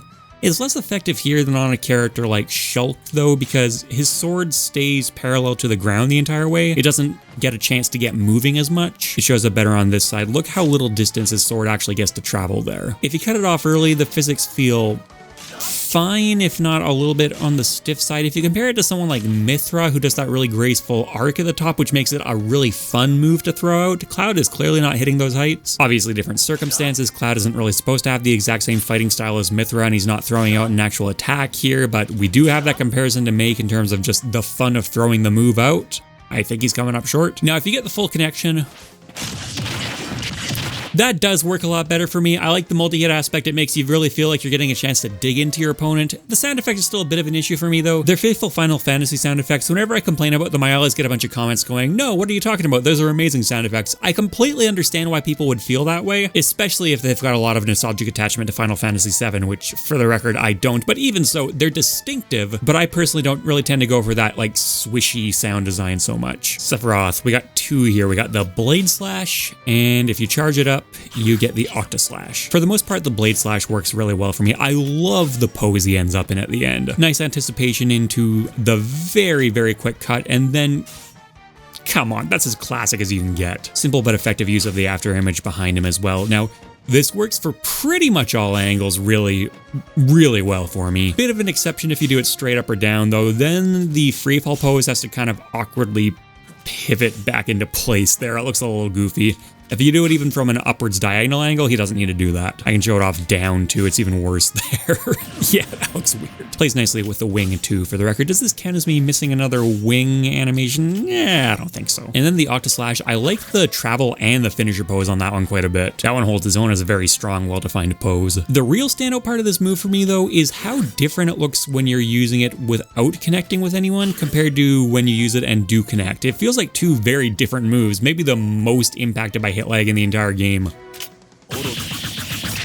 And I think they both look good, but I love the connection. The one major exception being the multi-hit sound effects.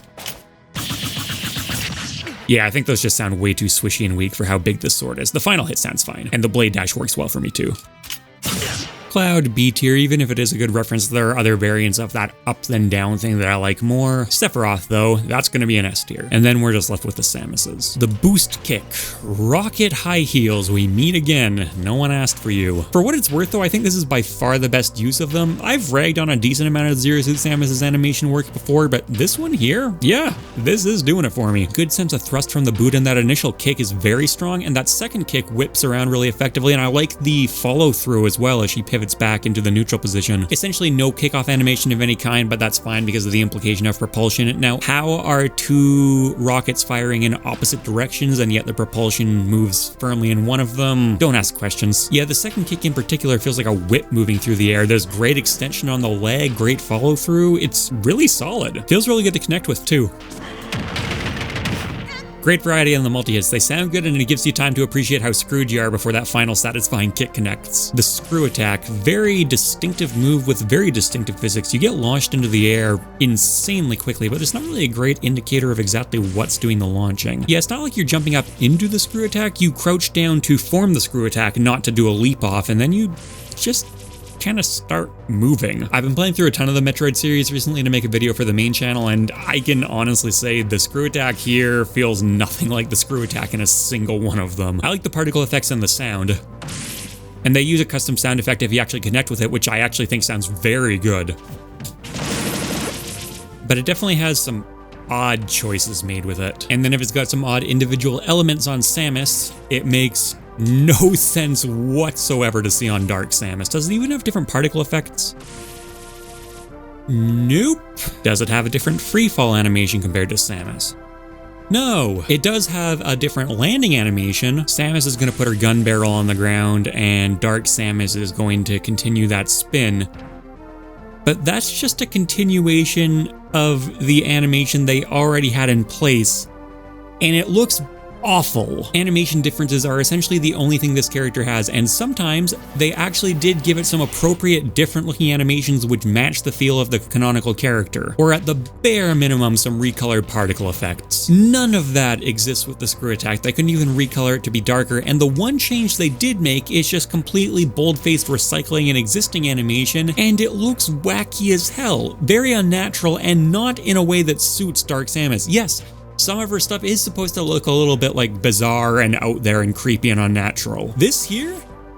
That is not one of them. Zero Suit Samus gets A tier. Dark Samus, F tier. Don't even care. They dropped the ball so hard on that one. Remember, yes, context absolutely does matter for these. As for Samus, the particle effects look and sound like the screw attack, but nothing else about it really does. It's not that faithful and the physics feel off on it. I think I'm gonna go B tier. So yeah, those are my thoughts on the style of the screw attack in Smash. If you want to hear my thoughts on the style of the screw attack in the entire Metroid series, as well as power, utilities, synergy, and design, check out the upcoming episode of the Signature Move tier list over on MockRock. I'm putting that together right now, and it should hopefully be coming out relatively soon. Always save your plugs for the very end of a multi-hour video. That's smart. That's what winners do. One more change before we go. Peach I actually changed my mind on. I'm gonna move that one up in S tier. Daisy is staying right where she is though. And that was the Up Special Animation tier list. Okay, thanks for watching everyone, and let me know what you thought of the list. Likes and comments are a huge factor YouTube uses to decide whether a video should be passed around to more people, so if you think this one deserves it, it would be much appreciated. A retrospective on every Smash veteran's worst change in Ultimate above, video from my main channel below, and patrons, YouTube members, and Twitch subs get perks like early videos, content polls, and my Discord server.